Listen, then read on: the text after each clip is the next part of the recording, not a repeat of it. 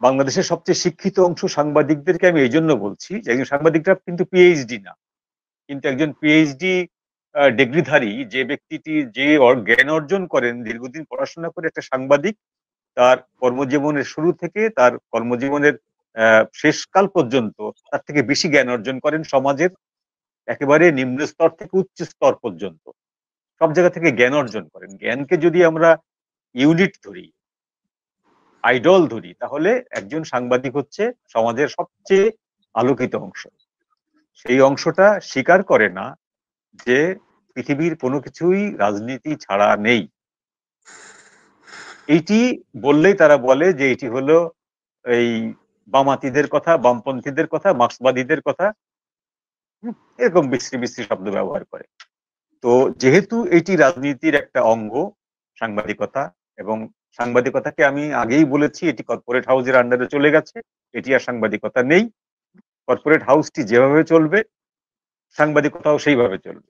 এবং আরো ডেভেলপমেন্ট ঘটেছে, কর্পোরেট হাউসগুলো এখন কাবালের আন্ডারে চলে গেছে। কাবাল শব্দটা সম্পর্কে বাংলাদেশের মিডিয়া একেবারেই ওয়াকিবহাল না, খুব অল্প কয়েকজন মানুষ জানেন যে কাবাল গোষ্ঠী কারা নিয়ন্ত্রণ করে। তারা এমনকি প্রেসিডেন্ট ডোনাল্ড ট্রাম্পের মতো লোককেও তারা নিয়ন্ত্রণ করতে পারে, সকাল বিকাল নাকে দড়ি দিয়ে ঘোরাতে পারে। তো এই কর্পোরেট হাউসগুলো তার কর্মীকে বলি দেবে তার স্বার্থের প্রয়োজনে। সুতরাং সাংবাদিকদের চাকরিচ্যুতির মিছিল এটি বন্ধ হওয়ার মতো না, এটি বন্ধ হবেও না। আর আপনি যদি পলিটিক্যাল হন তাহলে আপনাকে সৎ সাহস নিয়ে স্বীকার করতে হবে যে হ্যাঁ আমি পলিটিক্যাল। কারণ পলিটিক্সের বাইরে কোনো কিছু নেই, কোনো কিচ্ছু নেই। এমনকি সন্তানকে যে মাতৃদুগ্ধ দেওয়া, সেটার ভেতরেও রাজনীতি আছে। তো সুতরাং আপনি একটি সরকারের পক্ষের একটি হাউসে বসে নিরপেক্ষতা দেখাতে যাবেন, নিরপেক্ষ বলে কোনো শব্দ পৃথিবীতে নেই, কোনো কিছুই নিরপেক্ষ না, সবকিছুই পক্ষাবলম্বন করে। তো আপনি সেই হাউসটিতে বসে সরকারের বিপক্ষে সমালোচনা করলে আপনার চাকরি থাকবে না। আর যদি আপনি বিবেকের দ্বারা তাড়িত হন তাহলে সরকারের যত সব অপকর্মগুলো আছে আপনাকে কোনো না কোনো এক সময় সেটা বলতে হবে, কোনো না কোনো মাধ্যমে আপনাকে বলতে হবে, যদি আপনি মানুষ হন, তাই না, সংবেদনশীল মানুষ হন। তো সংবেদনশীল মানুষ হলে আপনি যখন সরকারের সেই অপসিদ্ধান্ত গুলোকে আপনি প্রতিবাদ করবেন, আপনার চাকরি থাকবে না, স্বাভাবিক ব্যাপার, আপনার জীবন থাকবে না। পৃথিবীতে বহু সাংবাদিক মারা গেছে, গাজাতে এইবারই অন্তত হাফ ডজন সাংবাদিক মারা গেছে, ইরাক যুদ্ধে মারা গেছে, সিরিয়া যুদ্ধে মারা গেছে, ইউক্রেন রাশিয়া যুদ্ধে বহু সাংবাদিক মারা গেছে, কেউ তো খোঁজ রাখে না। সেখানে নিরপেক্ষ পক্ষ বলে কোনো কথা না, সে তার দায়িত্ব পালন করতে গেছে, সে গুলির মাঝখানে পড়ে গেছে, মারা গেছে। কিন্তু যদি সেই রাষ্ট্রটি অসভ্য রাষ্ট্র না হয় তাহলে সেই রাষ্ট্রটি সেই সাংবাদিকদেরকে বীরের মর্যাদা দেয়, তাদের পরিবার প্রয়োজনকে প্রতিপালন করে। আনফরচুনেটলি আমরা এরকম কোন দেশে বাস করি না, আমরা একটি স্টুপিড টাইপের সমাজে বাস করি। তো সেইখানে এই যে মালিক পক্ষ, তারা রাজনৈতিক যে পট পরিবর্তনের সঙ্গে সঙ্গে তারা নিজেরা যে বদলে যায়, এটা নতুন কিছু না, সবসময় বদলে গেছে। তো এখন সাংবাদিকদের উপর যে টর্চারিংটা হচ্ছে, আমার কথা হলো যে আপনি সরকারের পক্ষে বিপক্ষে সেটা পরের প্রশ্ন। প্রথম প্রশ্ন হচ্ছে আপনার পেশা, আপনার পেশাটাকে কোন জায়গায় নামিয়ে আনা হয়েছে। আপনার সেই পেশাটাকে রক্ষা করার জন্য আপনাকে উদ্যোগী হতে হতো, কেন হয়নি? ৭১ টিভি ভাঙা হয়েছে, সময় টিভি ভাঙা হয়েছে, প্রথম আলোর সামনে জিয়াফত করা হয়েছে। এই ঘটনাগুলো বাংলাদেশের ইতিহাসে তো নতুন, একেবারেই নতুন ইতিহাস, বাংলাদেশের ইতিহাসে আগে ঘটেনি। কেন সাংবাদিকরা পারতো না ২ দিন পত্রিকা বন্ধ রাখতে?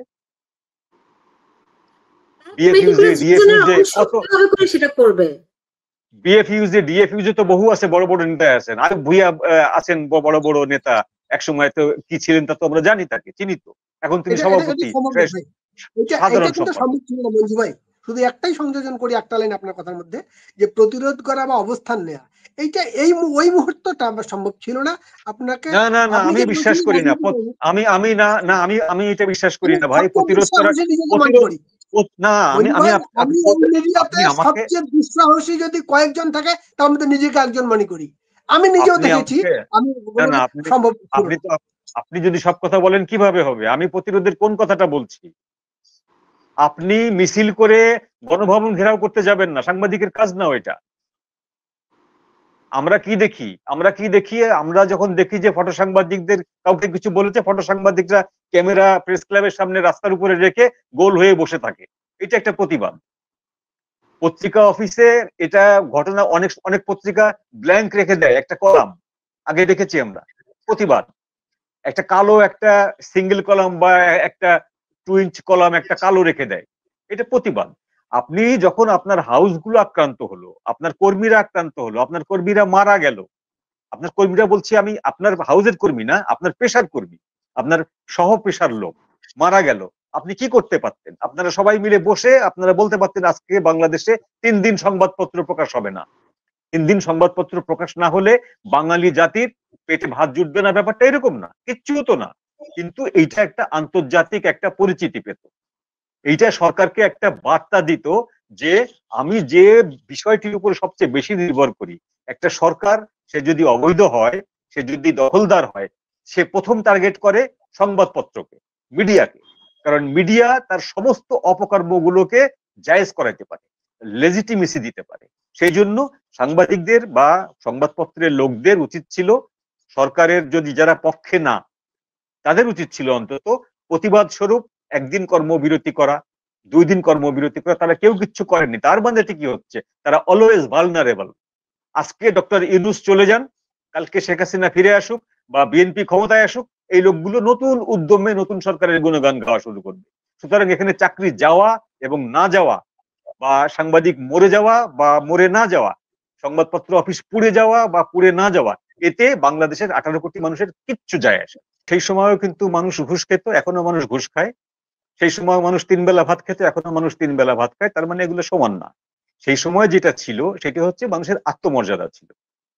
আমার আত্মমর্যাদা ছিল সেই সময়কার মানুষের, তারা বলতো যে আমি যে নিউজটি করেছি, আমি আমার দিয়ে একটি ছোট্ট একটা এক্সাম্পল দিই। আমার জীবন শুরু করেছিলাম 250 টাকা বেতনের চাকরি দিয়ে, রিপোর্টিং দিয়ে। এবং আমার রিপোর্টিং এর যে পত্রিকায় কাজ শুরু করেছিলাম তার 4 দিনের মাথায় আমি চাকরি ছেড়েছিলাম, 4 মাস না। আমি কেউ বিরক্ত হবেন না প্লিজ, কারণ আমি যে ঘটনাটি রিপোর্ট করেছিলাম, একটি মেয়েকে হাসপাতাল থেকে তুলে নিয়ে যাওয়া হয়েছিল। মেয়েটির বাবা অসুস্থ, আর কেউ নেই পৃথিবীতে, সেই বাবা দেখভাল করার জন্য মেয়েটি ওখানে ছিল, 13-14 বছর বয়স, তাকে তুলে নিয়ে যেয়ে রেপ করেছে। রেপ করার পরে মেয়েটি মারা গেছে বা তাকে মেরে ফেলা হয়েছে। এই ঘটনাটি ওই যেদিনই আমি রিপোর্টটি করেছি, ওই রিপোর্টটি ছাপার আগে জনৈক ঢাকার এক বিশেষ সাংবাদিক, সে তিনি আবার এট এ টাইম সরকারের কয়েকটি গোয়েন্দা সংস্থার হয়েও কাজ করেন, তিনি রিপোর্টটি কিল করে দিয়ে বললেন মেয়েটি হারিয়ে গেছে। আমি প্রতিবাদে চাকরি ছেড়ে দিয়েছি। এখন ঘটনা হলো যে আমার ওইটুক ক্ষমতা ছিল চাকরি ছাড়া, এর বেশি ক্ষমতা ছিল না। কিন্তু এই বেশি ক্ষমতা থাকলে কি করতাম আমি? আমি ওই যে থামালো, ঢাকার যে স্টাফ রিপোর্টার মফস্বলে বসেও কাজ করে এবং কয়েকটি গোয়েন্দা সংস্থার হয়ে কাজ করে, তাকে একটা থাপ্পড় দিয়ে তার 3টা দাঁত ফেলতাম অন্তত, কিন্তু পারিনি। আমার সামর্থ্য ছিল চাকরি ছেড়ে দেওয়া। এখন ওই সময় যেটা ছিল আর এই সময় যেটা হচ্ছে, ওই সময়ে নোহা গাড়িতে চড়া সাংবাদিক ছিল না। সেই সাংবাদিকরা আত্মমর্যাদা নিয়ে কাজ করেছে, আত্মমর্যাদা নিয়ে কাজ করার কারণে তারা যে দল করেছে সেই দলের প্রতি লয়াল থেকেছে। নির্মল সেনের নিজস্ব পার্টি ছিল, সেই জন্য তিনি তার পার্টির প্রতি লয়াল থেকেছেন। কিন্তু যে ব্যক্তিটি কোনো দল করেনি, সেই ব্যক্তিটি সাংবাদিকতাকেই পেশা হিসেবে ধরে নিয়েছে। এই এই জায়গাটায় এসে এখন বাংলাদেশে এসে যেটা হচ্ছে যে বিএনপি সাংবাদিক বলে কেউ নেই, আওয়ামী লীগ সাংবাদিক বলেও কেউ নেই, জাতীয় পার্টির সাংবাদিক বলেও কেউ নেই, সবকিছু হয়ে গেছে ভালনারেবল। এখন যখনই দেখবে পাওয়ার যার হাতে, ওই সাংবাদিকরা সঙ্গে সঙ্গে ওই সাংবাদিক হয়ে যাবে। আজকে কি আপনি মনে করেন যে এই যে প্রেস মিনিস্টার হয়ে বসে আছেন যে ভদ্রলোক আমেরিকাতে, বাম রাজনীতি জানে বলে নিজেকে দাবি করে, বাম রাজনীতি কিচ্ছু জানে না, সে কিছুই জানে না। সে যে বক্তব্য দিয়েছে সেই বক্তব্য আগের একটি টকশোতে আমি খারিজ করেছি। তার যদি হ্যাডম থাকে সেই বক্তব্য নিয়ে আমার সামনে বসুক, খারিজ করুক। যে সে বলেছে যে আপনি যদি বিপ্লবে হেরে যান তাহলে আপনি মরে যাবেন, আর আপনি যদি বেঁচে থাকেন তাহলে তাকে আপনাকে মেরে ফেলতে হবে। কোথায় পাইছে এগুলো?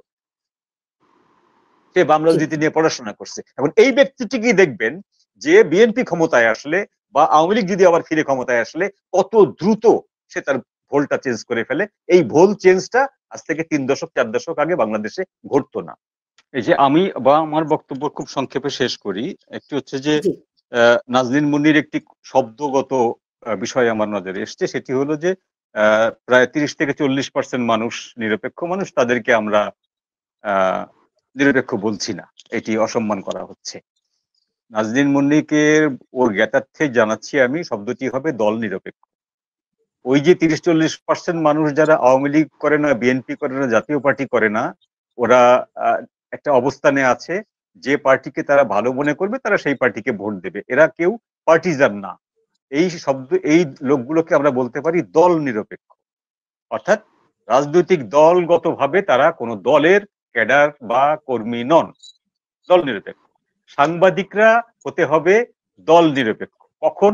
যখন সে তার ডেস্কে, সাংবাদিক যখন তার ডেস্কে থাকবে তখন তাকে হতে হবে দল নিরপেক্ষ। সাংবাদিক, একটি আওয়ামী লীগের সাংবাদিক দেখছে যে শেখ হাসিনার নামে একটি মিথ্যা মামলা হচ্ছে এবং সেটি ব্যানার নিউজ হলো, তাকে পেশাদারিত্বের সাথে ওই নিউজটি সম্পন্ন করতে হবে।